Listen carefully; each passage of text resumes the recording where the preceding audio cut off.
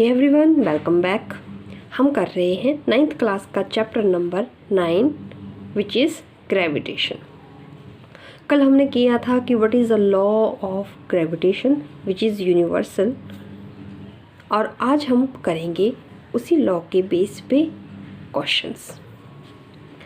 We have first question, how does the force of gravitation between two objects change when the distance between them is reduced to half।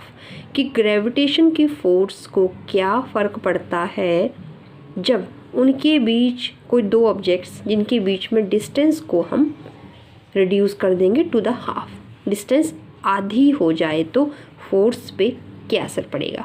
सबसे पहले देख लेते हैं कि हम force को कैसे रिप्रेजेंट कर रहे थे। Force of gravitation, force is directly proportional to product of masses and inversely proportional to square of distance between them, and here g is the constant of proportionality।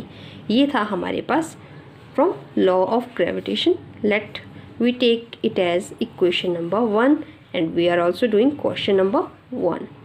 now distance is reduced to half। in this case here d की value आप क्या रखेंगे, dy/2। तो हमारे पास force कितनी हो जाएगी, that is g m1 m2 and this is dy/2 का स्क्वायर, क्योंकि डिस्टेंस को रिड्यूस किया जा रहा है। डिस्टेंस की वैल्यू आप यहाँ पे पुट कर रहे हैं। So this is new force, so we will take at f dash. now g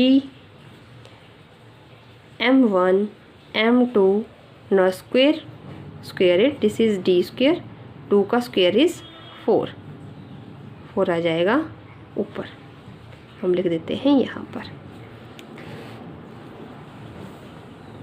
f dash is this much, this is equation number 2।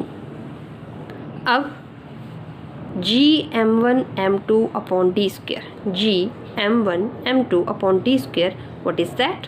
That is gravitational force from equation 1। so we will put the value of this quantity is equal to this much in equation number 2। what we get, f dash is equal to 4f when we reduce the distance to the half, the gravitational force will be becomes 4 times than the previous one। so ये आ जाएगा आपके पास। इसी question को use करके question number 3 दिया है, what is the magnitude of gravitational force between the earth and 1 kg object on its surface. Mass of the अर्थ दिया है, रेडियस ऑफ द अर्थ दिया है, ये सारी वैल्यूज़ हम इस क्वेश्चन में पुट कर देंगे। How we will do, question number 3 we already know force is g m1 m2 upon d square. ठीक है, here distance is the radius of the earth. ठीक है, हेयर d इज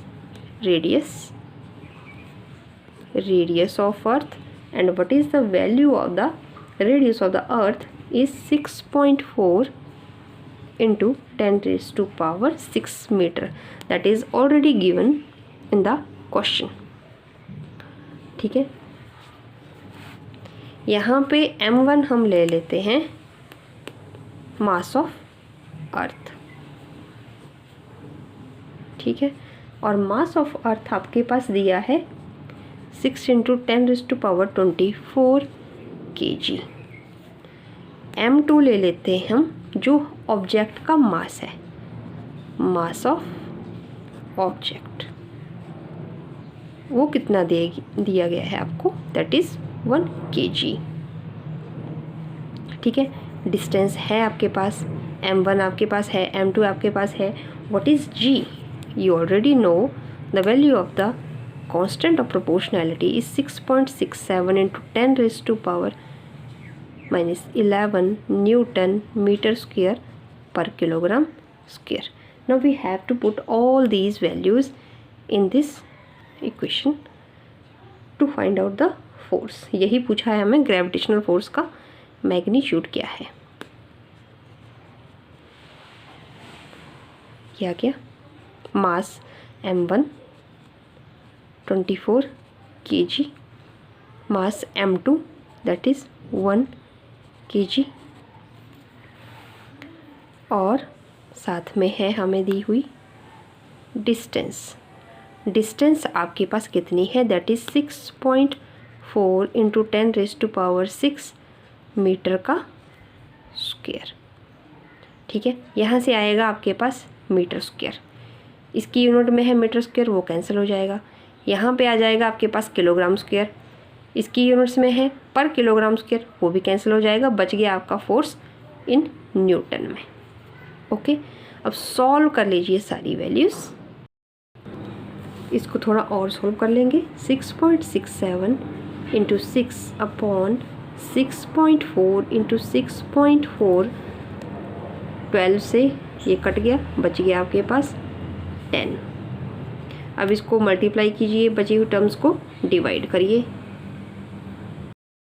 जब आप सॉल्व करेंगे you will get value 9.77 Newton. So what is the magnitude of the force?